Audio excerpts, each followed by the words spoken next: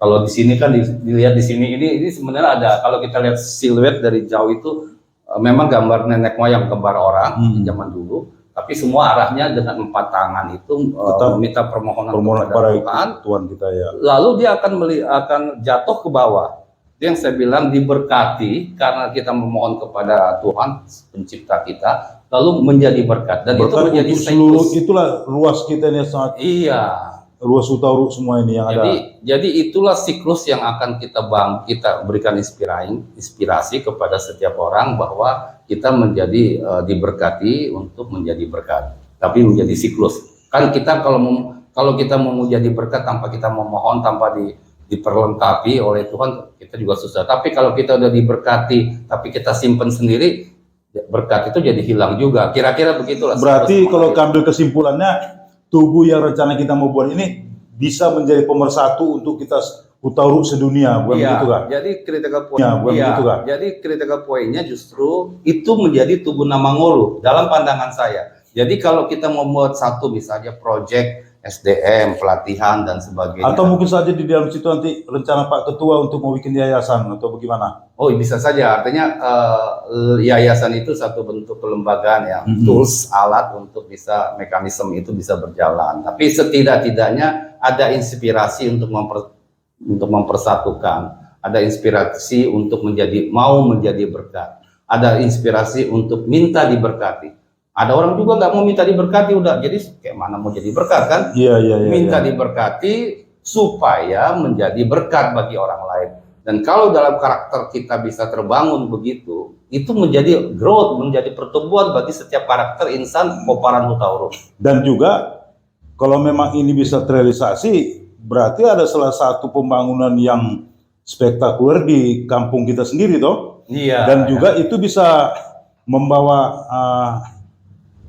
masukan atau setidaknya income untuk orang kampung kita sendiri, karena minimal nanti orang Hutauru yang ada seluruh dunia ini mungkin saja berkunjung ke kampung kita di Tarutung, terutama kita kan kampung kita di Tarutung.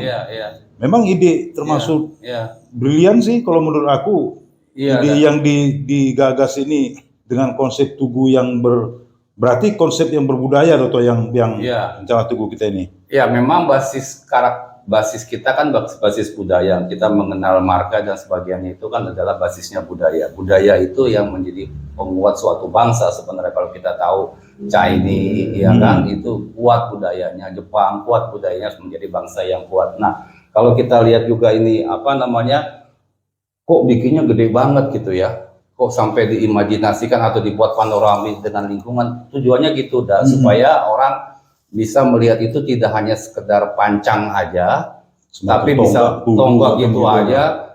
Ada orang lucu bilang kalau mau bikin kayak gitu tiang listrik aja tuh. Iya benar, itu yang saya setuju ya. Batas daerah itu kan bisa sekedar untuk batu didirikan saja pun bisa menjadi tugu gitu ya. Nah, jadi ini memang challenge kita bagaimana lingkungan tugu itu juga hidup. Nah, dari situ adalah terpancar sinar, itu bagian dari Tugu Namangolo. Karena aktivitas di sini ada, wisata bisa dibangun, di sini juga bisa tempat kumpul-kumpul karena dia ada teater terbukanya. Atau nanti rencananya itu mau bikin suatu event atau apapun.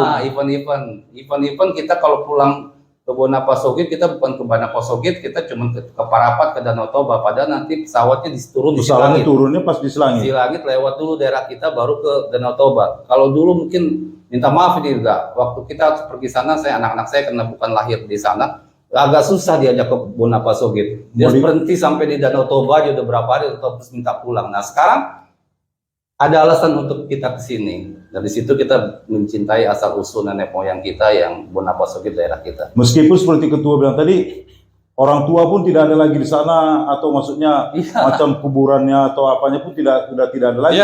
Iya. Orang jadi kan kadang-kadang orang apalagi udah sekarang ini berpikir buat apa aku ke sana, ya kan, orang tuaku gak di sana. Sampai pernah berpikir begitu juga dulu ya. Iya, aku pun berpikir mau bikin taman. Orang tuaku kuburannya di Pondok Rangon udah. Oh, di Jakarta ini juga ya. Jadi mau ke sana ngapain juga, kalau ke sana ke Danau Toba nggak enak sama kawan yang bukan Batak ke Danau Toba, ke Danau Toba juga ya.